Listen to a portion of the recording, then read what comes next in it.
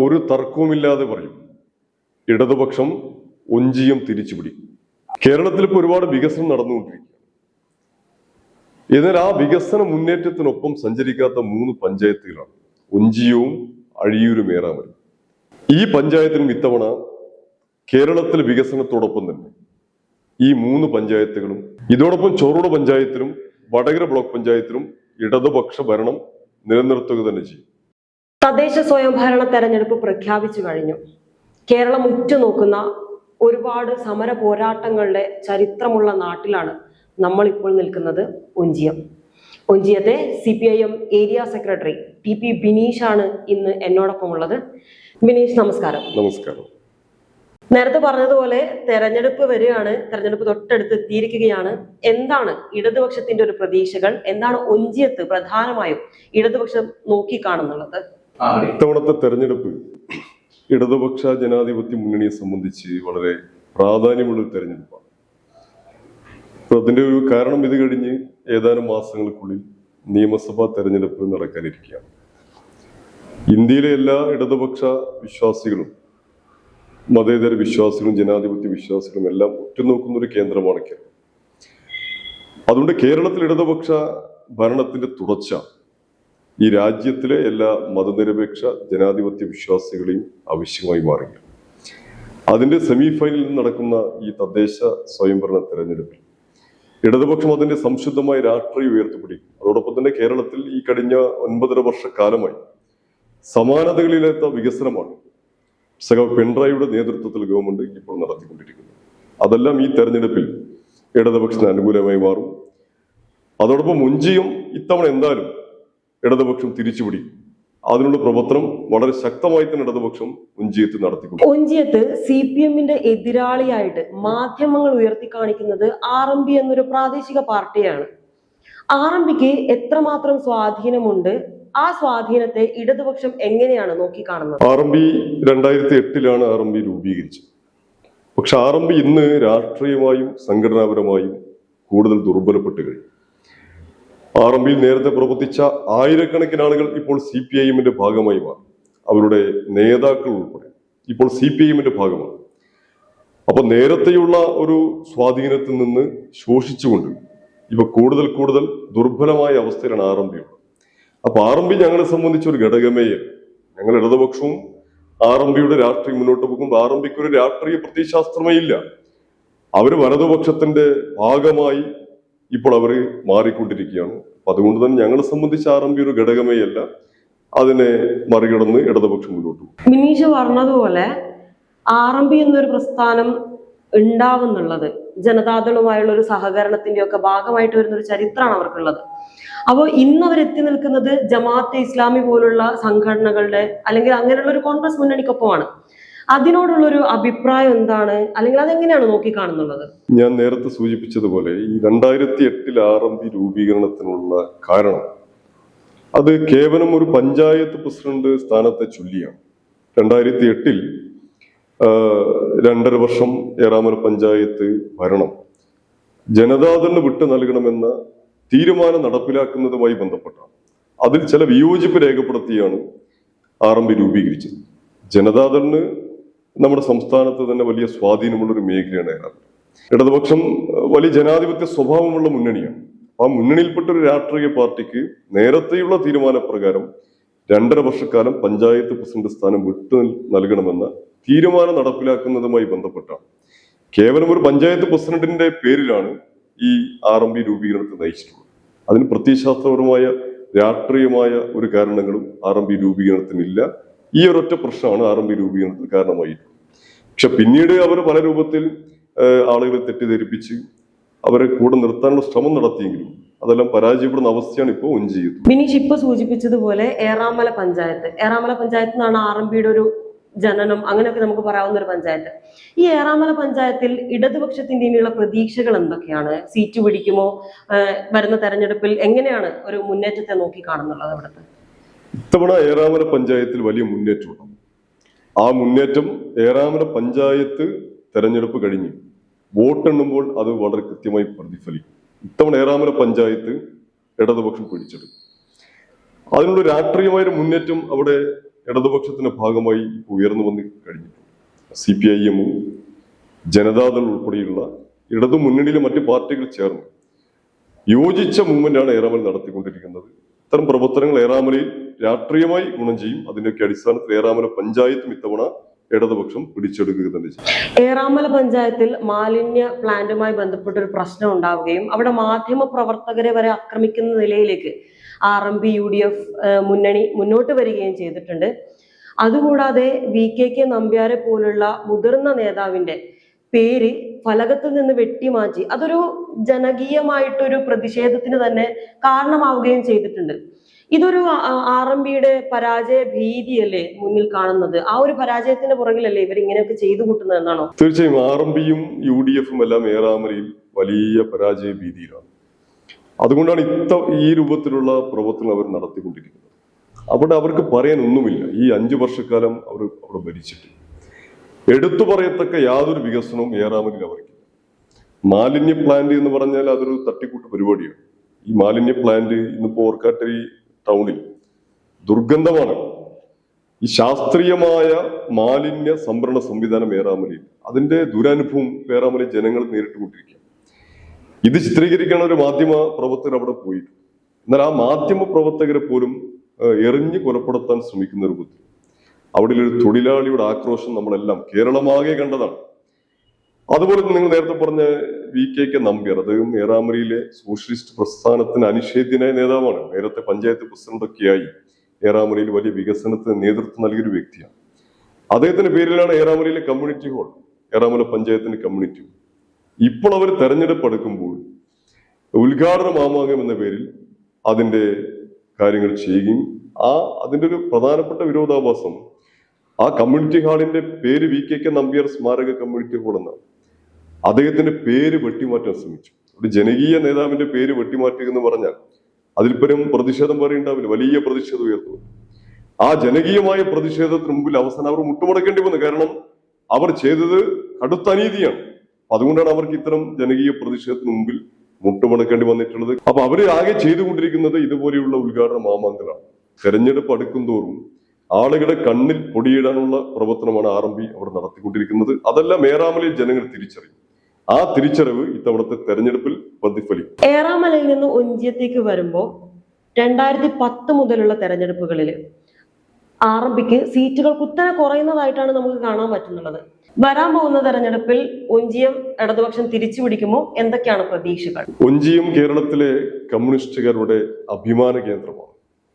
1948 ഇവിടെ നടന്ന വെടിവെപ്പിൽ 8 പേർ രക്തസാക്ഷികളാവുകയും മണ്ടൂടി കണ്ണനും കൊല്ലാച്ചേരി കുമാരനും പോലീസിന്റെ ഭീകരമായ മർദ്ദനത്തിൽ രക്തസാക്ഷിയാവുകയും ചെയ്ത നാടാണ് ഒഞ്ചി. ആ രണധീരരുടെ ഹൃദയരക്തമൊഴുകിയ വഴിയിലൂടെയാണ് ഒഞ്ചിയത്ത് കമ്മ്യൂണിസ്റ്റ് പാർട്ടി ഒരു വലിയ ബഹുജന രാഷ്ട്രീയ പ്രസ്ഥാനമായി മാറുന്നത്.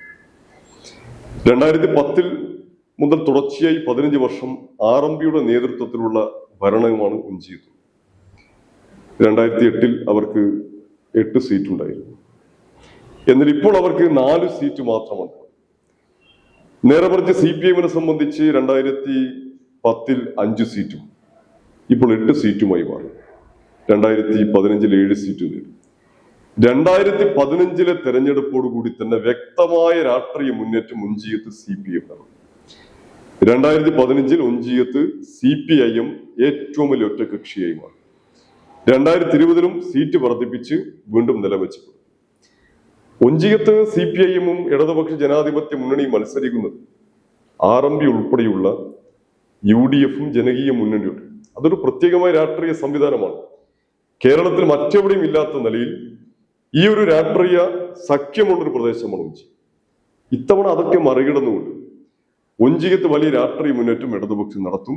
തീർച്ചയായും ഇത്തവണത്തെ തെരഞ്ഞെടുപ്പിൽ ഒഞ്ചിയം ഇടതുപക്ഷ ജനാധിപത്യ മുന്നണി തിരിച്ചു പിടിക്കുക തന്നെ ചെയ്യും. RMP ഇന്ന് നമ്മുടെ രാജ്യത്ത് തന്നെ അവർക്ക് ഭരണ സ്വാധീനമുള്ള ഒരു പ്രദേശമാണ് ഒഞ്ചി. എന്നാൽ കേരളത്തിലും നമ്മുടെ മറ്റ് പലയിടങ്ങളിൽ ഈ പ്രാദേശികമായ വികസനത്തിന്റെ കാര്യത്തിൽ വലിയ വിപ്ലവം തന്നെ നടന്നുകൊണ്ടിരിക്കും. കേരളത്തിൽ പല ഇടതുപക്ഷം ഭരിക്കുന്ന പല പഞ്ചായത്തുകളിൽ തദ്ദേശ സ്വയംഭരണ സ്ഥാപനങ്ങളിൽ വലിയ മാറ്റങ്ങളാണ്. എന്നാൽ ഇവർക്ക് അങ്ങനെ ഒരു നവീനമായി ഇന്നോവേറ്റീവായിട്ടുള്ള ഒരു പദ്ധതി ആശയം ഒഞ്ചിയത്ത് മുന്നോട്ട് വെക്കാൻ കഴിയും. ഇത് അവരുടെ വികസന പ്രവർത്തനങ്ങൾ പരിശോധിച്ചു കഴിഞ്ഞാൽ അവർക്ക് കാര്യമായ ഒരു വികസന മുന്നേറ്റവും ഈ 15 വർഷക്കാലം കൊണ്ട് ഉഞ്ചിയത്ത് ഉണ്ടായിട്ടില്ല. വികസന മുന്നേറ്റം ഉണ്ടായില്ലെന്ന് മാത്രമല്ല, കഴിഞ്ഞ 1.5 പതിറ്റാണ്ട് ഉഞ്ചിയത്തെ പുറകോട്ട് നയിച്ച ഒരു ഭരണമാണ് ഇപ്പോൾ ഉള്ളത്. തീർച്ചയായും ആ ഉഞ്ചിയത്തെ കേരളത്തോടൊപ്പം വളർത്താനും ഒഞ്ചിയത്തെ തിരിച്ചുപിടിക്കാൻ ആവശ്യമായ ഒരു രാഷ്ട്രീയ പോരാട്ടമാണ് ഇത്തവണ ഈ തെരഞ്ഞെടുപ്പിന്റെ ഭാഗമായിട്ടുള്ളത്. അത് ഞങ്ങൾ നിറവേറ്റുക തന്നെ ചെയ്യും. വടകര MLA പറയുന്നത് RMP UDFന്റെ ഭാഗമല്ല, തെരഞ്ഞെടുപ്പുകളിൽ ധാരണയുണ്ട് എന്നേ ഉള്ളൂ എന്നുള്ളതാണ്.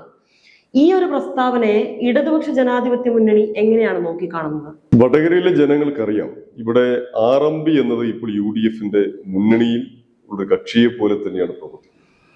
ഈ വടകരയിലെ UDFന്റെ ഒക്കെ ചങ്ങായിയാണ് RMP. 2019 അതുവരെ RMP തനിച്ചാണ് മത്സരിച്ചത്. പരസ്യമായി തനിച്ച് മത്സരിക്കുമെന്ന രഹസ്യമായി UDFുമായുള്ള ബന്ധമുണ്ട്. എന്നാൽ 2019 സഖ P ജയരാജൻ മത്സരിച്ച പാർലമെന്റ് തെരഞ്ഞെടുപ്പ് മുതൽ ഇവർ UDFന്റെ ഭാഗമാണ്. ഇപ്പോൾ 6 വർഷക്കാലത്തിലധികമായി UDFന്റെ ഭാഗമായി നിന്നതിന്റെ അധികാര സ്ഥാനങ്ങൾ പങ്കിട്ടുമാണ് ഇപ്പോൾ അവർ പോയിക്കൊണ്ടിരിക്കുന്നത്. അപ്പൊ ഇവരുടെ ഈ പ്രസ്താവനയെ വടകരയിലെ ജനങ്ങൾ പുച്ഛിച്ചു തള്ളും. അഴിയൂർ, ഒഞ്ചിയം, ഏറാമല ഈ പഞ്ചായത്തുകളില് തങ്ങളുടെ മുന്നേറ്റത്തിനായി ഏത് വർഗീയ ശക്തികളെയും കൂട്ടുപിടിക്കുന്ന തരത്തിലേക്ക് RMP സ്വന്തം പ്രത്യയശാസ്ത്രം പോലും ഹനിക്കുന്ന തരത്തിലുള്ള പ്രവർത്തനങ്ങളാണ് മുന്നോട്ട് വെച്ചിട്ടുള്ളത്. അപ്പൊ മറ്റു വർഗീയ ശക്തികൾ RMPയെ മൂടിക്കഴിഞ്ഞു, അല്ലെങ്കിൽ മറ്റു വർഗീയ ശക്തികളുടെ പിൻബലത്തിലാണ് RMP ഇപ്പോൾ പ്രവർത്തിക്കുന്നത്. അതിനെങ്ങനെയാണ് നോക്കിക്കാണുന്നുള്ളത്? RMPയെ സംബന്ധിച്ച് അവർക്ക് ഇപ്പോൾ പ്രത്യയശാസ്ത്രമില്ല, ഒരു കരുത്തുറ്റ രാഷ്ട്രീയം അവർക്ക് മുന്നോട്ട് വെക്കാനില്ല. അവർ കേവലം അധികാര സ്ഥാനങ്ങളിലേക്ക് എത്താൻ ആരുമായിട്ടും യോജിച്ച് പ്രവർത്തിക്കുന്ന ഒരു സ്ഥിതിയാണ് ഇപ്പോൾ. അതിൽ നിങ്ങൾ നേരത്തെ പറഞ്ഞതുപോലെ തന്നെ അതിൽ വർഗീയ സംഘടനയുണ്ട്. 2020 തെരഞ്ഞെടുപ്പിൽ അഴിയൂർ പഞ്ചായത്തിൽ ഒരു വാർഡിൽ മത്സരിച്ചത് വെൽഫെയർ പാർട്ടിയാണ്. വെൽഫെയർ പാർട്ടി എന്നത് ജമായത്ത് ഇസ്ലാമിയുടെ രാഷ്ട്രീയ രൂപമാണ്. വെൽഫെയർ പാർട്ടി മതരാഷ്ട്രമാണ് അവർ മുന്നോട്ട് വെക്കുന്നത്. ആ മതരാഷ്ട്രവാദികളായിട്ടുള്ള ജമാഅത്ത് ഇസ്ലാമിയുടെ രാഷ്ട്രീയ രൂപമായിട്ടുള്ള വെൽഫെയർ പാർട്ടി കഴിഞ്ഞ വർഷം ജനകീയ മുന്നണിയുടെ ഭാഗമാണ്. ആ സ്ഥാനാർത്ഥിക്ക് വോട്ട് നൽകിയവരാണ് ഒഞ്ചിയത്ത് RMP. അപ്പോൾ അവർക്ക് പ്രത്യയശാസ്ത്രമില്ല, അവർക്ക് രാഷ്ട്രീയമില്ല.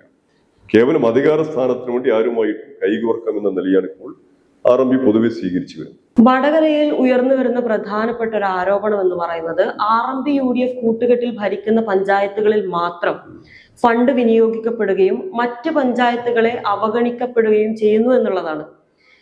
അങ്ങനെ ഒരു സംഭവം ഇവിടെ നടക്കുന്നുണ്ടോ? അതിനോടുള്ള ഇടതുപക്ഷ ജനാധിപത്യ മുന്നണിയുടെ ഒരു പ്രതികരണം എന്താണ്? ഇവിടെ വടകര MP MLA ഇപ്പോൾ UDF ആണ്. എന്നാൽ അതിന്റെ ഒരു വികസന മുന്നേറ്റം വടകര ഇല്ലതാണ്.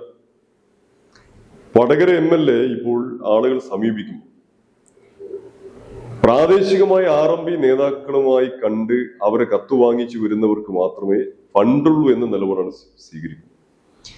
ഇത് സത്യപ്രതിജ്ഞാ ലംഘനമാണ്. ഒരു തെരഞ്ഞെടുക്കപ്പെട്ട ജനപ്രതിനിധി എന്നത് ഏതെങ്കിലും രാഷ്ട്രീയ പാർട്ടിയുടെ മാത്രം പ്രതിനിധിയല്ല, അവിടെ നാടിന്റെയും ജനങ്ങളുടെയും പ്രതിനിധിയാണ്. ആ ഉത്തരവാദിത്വം മറന്നുകൊണ്ടാണ് വടകര MLA ഇപ്പോൾ പ്രവർത്തിച്ചുകൊണ്ടിരിക്കുന്നത്. അത് മാത്രമല്ല, അവർ നേതൃത്വം നൽകുന്ന പ്രാദേശിക ഭരണസമിതി ഒഞ്ചിയം, ഏറാമല, അഴിയൂർ പഞ്ചായത്തുകൾ, ആ പഞ്ചായത്തുകളിൽ പോലും ഫണ്ട് വിതരണത്തിന്റെ കാര്യത്തിൽ ഈ ഒരു പക്ഷപാതമുണ്ട്. അവരുടെ മെമ്പർമാർക്ക് കൂടുതൽ ഫണ്ട് അനുവദിക്കുകയും ഇടതുപക്ഷ അംഗങ്ങൾക്ക് ഫണ്ട് അനുവദിക്കുകയും. എന്നാൽ ഈ ആരോപണം എന്തുകൊണ്ട് ചോറോടും ഇടതുപക്ഷം ഭരിക്കുന്ന വടകര ബ്ലോക്ക് പഞ്ചായത്തിലുമില്ല? കാരണം അവിടെ വളരെ സുതാര്യമായിട്ടാണ് നടക്കുന്നത്. ആകെയുള്ള അംഗങ്ങൾക്ക് ലഭിക്കുന്ന ഫണ്ടുകൾ വിതരണം ചെയ്യുന്ന ഒരു ജനാധിപത്യപരമായ സമീപനമാണ് ചോറോഡിലും വടകര ബ്ലോക്ക് പഞ്ചായത്തിലുമുള്ളത്. എന്നാൽ ഇവരുടെ ഫണ്ട് വിനിയോഗത്തിലും വികസനത്തിലും ഈ രാഷ്ട്രീയമായ പക്ഷപാതിത്വം എല്ലാ മേഖലയിലും കാണാൻ പറ്റും. ഒഞ്ചിയത്ത് വികസനമില്ല എന്നുള്ളതാണ് ഇടതുപക്ഷ ജനാധിപത്യ മുന്നണി പ്രധാനമായും പറയുന്നുള്ളത്. എന്നാൽ വാഗ്ബടാനന്ദ പാർക്ക് പോലെയുള്ള വികസന പദ്ധതികൾ RMP മുന്നോട്ട് വെക്കുന്നുണ്ട്. ഇതാണ് ഞങ്ങളുടെ വികസനം എന്നുള്ള കാര്യങ്ങൾ അവർ മുന്നിലേക്ക് എടുത്തു വെക്കുന്നുണ്ട്. അതിനെങ്ങനെയാണ് നോക്കിക്കാണുന്നത്? ഇത് പഴയ ബഷീറിന്റെ ഒരു കഥാപാത്രമുണ്ട്, എട്ടുകാലി മമ്മു. ആ എട്ടുകാലി മമ്മൂഞ്ഞിനെ പോലെ നേരത്തെ CK നാണുവട്ടൻ വടകരയുടെ ജനകീയനായ MLA ആണ്. അവരും ഇവരും തമ്മിൽ തുലനം ചെയ്യുമ്പോൾ കടലും കടലാടിയും തമ്മിൽ വ്യത്യാസമുണ്ട്. നാണുവട്ടുള്ള കാലത്ത് നാണുവട്ട് ഫണ്ട് നൽകിയത് വരുന്നവരുടെ രാഷ്ട്രീയം നോക്കിയല്ല, എല്ലാ മേഖലയിലും നാണൂട്ടിന്റെ കാലത്ത് വികസനം വന്നിട്ടുണ്ട്. നാണൂട്ടൻ വടകര MLA നിൽക്കുന്ന കാലത്താണ് ഈ ഒഞ്ചിയത്തെ നാദാപുരം റോഡിൽ വാഗ്ബടാനന്ദ പാർക്ക് വന്നിട്ടുള്ളത്. അന്നത്തെ ടൂറിസം വകുപ്പ് മന്ത്രി കടകംപള്ളി സുരേന്ദ്രൻ അദ്ദേഹം ഇടപെട്ടാണ് 2,80,00,000 രൂപ ഈ വാഗ്ബടാനന്ദ പാർക്കിന് വേണ്ടി സംസ്ഥാന ഗവൺമെന്റ് നേരിട്ട് അനുവദിച്ചത്. അതാണ് ഇവരുടെ വികസനമാക്കി ചിത്രീകരിക്കുന്നത്. ഇപ്പോൾ അവർ ചെയ്തുകൊണ്ടിരിക്കുന്നത് എല്ലാത്തിന്റെയും ക്രെഡിറ്റ് അവരുടെ തട്ടിയെടുക്കുകയാണ്.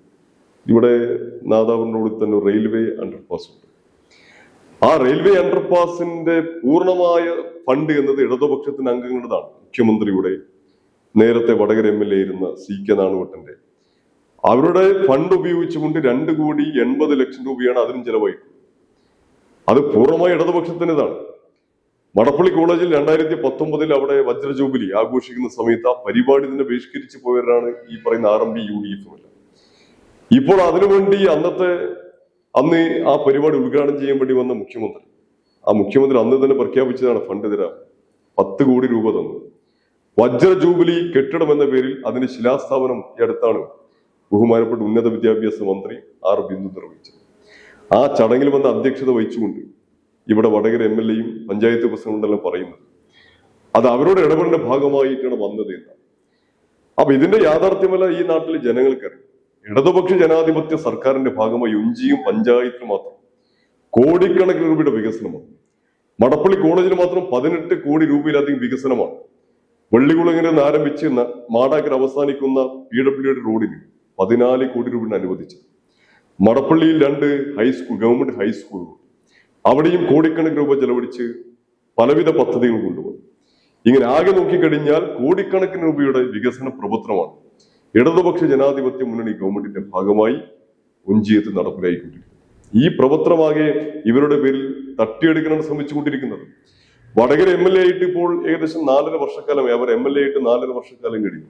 ഈ വടകരക്ക് എന്താണ് നേടാൻ കഴിഞ്ഞത്? ഈ 4 വർഷക്കാലം വടകരയിൽ ഒരു പ്രവർത്തനവും ഒരു പദ്ധതിയും ഈ MLAയുടെ ഭാഗമായിട്ടുണ്ടായിട്ടില്ല. ഒരു ജനപ്രതിനിധി എന്ന നിലയിൽ വടകരയുടെ സമഗ്ര വികസനത്തിന് വേണ്ടി പ്രവർത്തിക്കേണ്ട ആളാണ്.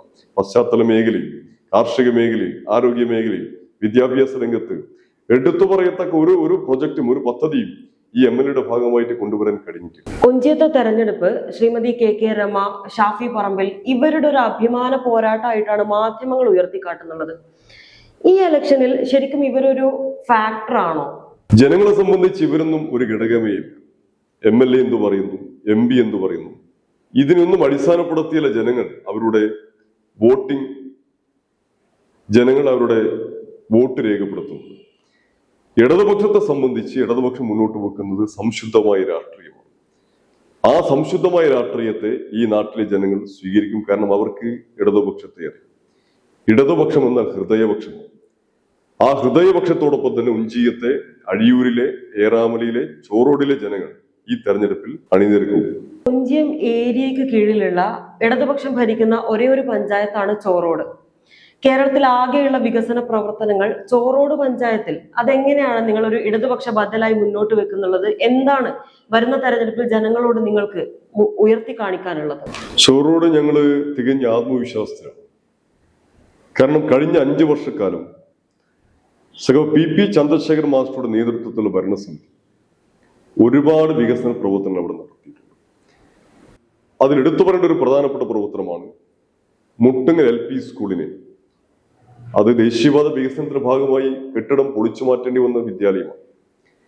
അത് അടച്ചുപൂട്ടുമെന്ന ഒരു ഘട്ടം വന്ന സമയത്താണ് ചോറോട് പഞ്ചായത്ത് പ്രസിഡന്റ് ചന്ദ്രശേഖര മാഷ് ഈ നാടിന്റെ അഭിമാന സ്ഥാപനമായിട്ടുള്ള ULCCSമായി ബന്ധപ്പെടുന്നത്. അവരുടെ 100ാം വാർഷികത്തിന്റെ ഭാഗമായിട്ട് ഇപ്പോൾ ആ വിദ്യാലയം ഏറ്റെടുക്കി കേരളത്തിലെ തന്നെ പൊതുവിദ്യാഭ്യാസ രംഗത്തെ ഒരു മാതൃകാ വിദ്യാലയമായി ഇന്നത് മാറി. ഇത് ഒരു പ്രധാനപ്പെട്ട ഇടപെടലാണ്. ഒഞ്ചിയം പഞ്ചായത്ത് തൊട്ടടുത്ത പഞ്ചായത്താണ്. ഒഞ്ചിയം പഞ്ചായത്തിലാണെങ്കിൽ ഒരു ഗവൺമെന്റ് LP സ്കൂൾ തന്നെ ഈ ഭരണസമിതിക്കാരുടെ പിടിപ്പുകേട് മൂലം അത് അടച്ചുപൂട്ടേണ്ടി.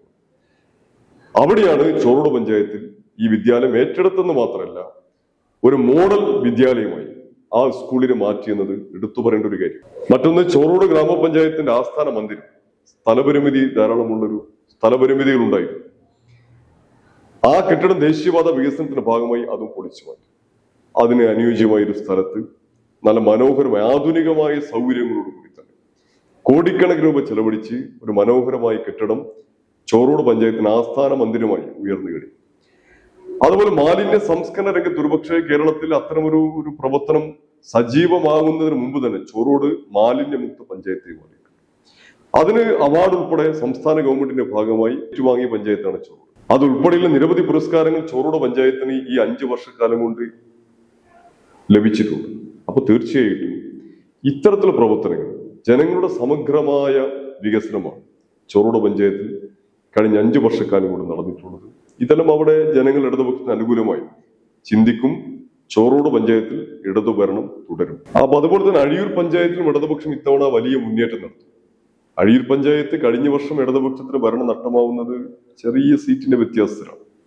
ഇത്തവണ അഴിയൂർ പഞ്ചായത്ത് ഭരണം ഇടതുപക്ഷ ജനാധിപത്യ മുന്നണി പിടിക്കും. അവസാനമായിട്ട് എന്തുകൊണ്ട് ഇടതുപക്ഷത്തിന് വോട്ട് ചെയ്യണം എന്നൊരു സാധാരണക്കാരൻ ചോദിച്ചാൽ TP ബിനീഷിന് കൊടുക്കാനുള്ള മറുപടി എന്താണ്? ഇടതുപക്ഷം എന്നത് ജനങ്ങളുടെ ഹൃദയപക്ഷമാണ്. ഇടതുപക്ഷത്തിന്റെ വേരുകൾ ആഴ്ന്നിറങ്ങിയത് മനുഷ്യ ഹൃദയങ്ങളിലാണ്. അത് പാവപ്പെട്ടവനോടൊപ്പവും സമൂഹത്തിലെ പരിഗണന അറിയിക്കുന്നതിനൊപ്പമാണ് ഇടതുപക്ഷം നിലയുറപ്പിച്ചിട്ടുള്ളത്. തീർച്ചയായിട്ടും അത്തരം ആളുകൾ തന്നെയാണ്, ഈ നാട്ടിലെ ജനങ്ങൾ തന്നെയാണ് ഇടതുപക്ഷത്തിന്റെ കരുത്ത്. ആ കരുത്ത് തന്നെയാണ് ഇടതുപക്ഷത്തിന്റെ ആത്മവിശ്വാസം. ഒരുപാട് തിരക്കുകൾക്കിടയിലും ഞങ്ങളുടെ കൂടെ ഇത്രയും നേരം ചെലവഴിച്ച TP ബിനീഷിന് ഒരുപാട് നന്ദി അറിയിക്കുകയാണ്. കൂടാതെ വരുന്ന തെരഞ്ഞെടുപ്പുകളിൽ വിജയാശംസ ഇടതുപക്ഷ ജനാധിപത്യ മുന്നണിക്ക് എല്ലാ തരത്തിലുള്ള വിജയവും ആശംസിച്ചുകൊണ്ട് നിർത്തുകയാണ്. Thank you.